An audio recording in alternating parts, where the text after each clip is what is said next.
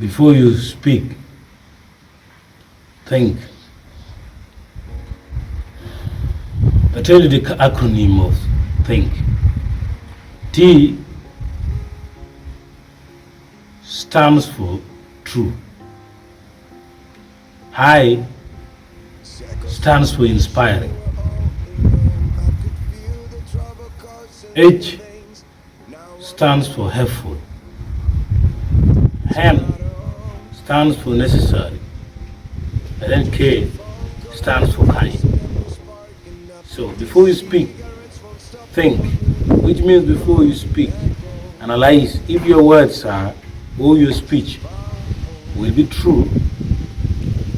Is it helpful?